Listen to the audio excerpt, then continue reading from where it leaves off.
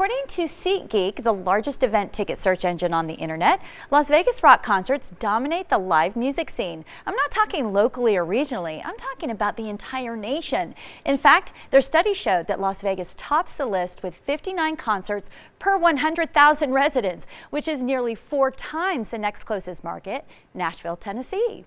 So joining me today, a man who is behind hundreds of those shows, Big Daddy Carlos, who owns Fremont Country Club and Backstage Bar and Billiards. How are you doing this morning? Fantastic. Great. Well, I know your career, entertainment career started long before you came here to Sin City, but how long have you been producing shows here in Las Vegas? Well, my better half, as I like to say, the wife, Ava. Hello, my love.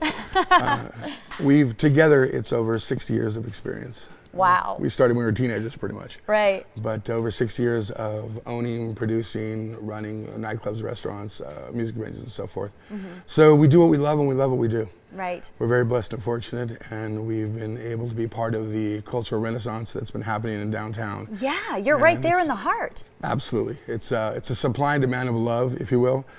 Years ago when we acquired the property from the city, my partner, Terry Cottle, and my wife and I, the better half once again, we looked at what was happening with the lay of the land. And basically, growing up in Hollywood, in the music scene in Hollywood, you have the whiskey, you have the Roxy, you have the Troubadour. And this is what we saw that was missing from downtown Las Vegas specifically.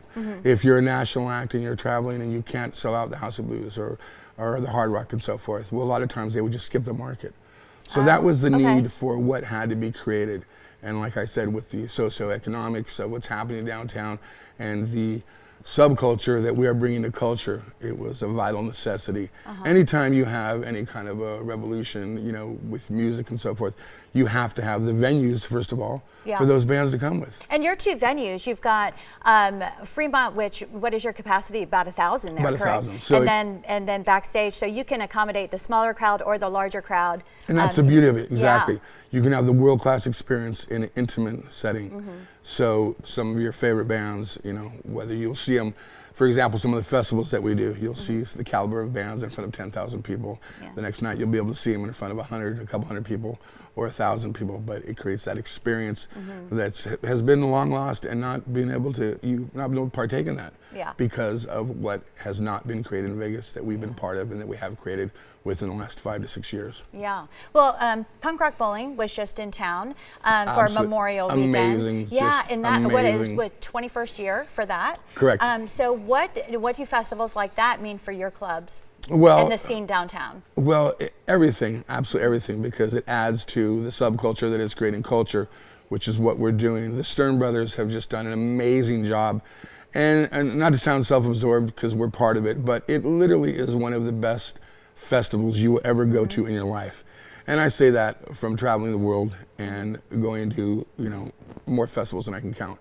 But what they've done basically is you have that large scale, you know, experience where you're in an audience of 10,000 people watching the main stage. And then, example, if you went to Coachella and after the event was over, then they kind of commandeered the town and showcased those same caliber of bands in the local music venues as well too. So the party continues all night long for 5 days. But what you have is the best of both. And the beauty of punk rock bowling, though, even it's punk rock bowling, it should be called just the world's greatest music festival because it not only incorporates punk rock bowling, but when the first and second wave of punk rock started, you had a lot of the ska bands and the reggae bands and the rockabilly bands, and that's what the Sterns were genius in doing. What they created, what they brought to the table was those other elements as well. So for example, you'll go see Iggy Pop or they share the Hives, but then you'll see the Specials, and then you'll see the Dead Boys, but then you'll see Scarnales or Vienna's 13, which are some of the top Latin ska bands in the world. So it's just a dichotomy of what's presented, and it's so robust, you know. It is robust, and speaking of the different genres, Las Vegas Deathfest is happening this weekend. Absolutely. Yeah, and that's going on right now. We pride ourselves on the fact that 601 Fremont, FCC, and Triple B is the only location that has more festivals than any other music venue in Las Vegas.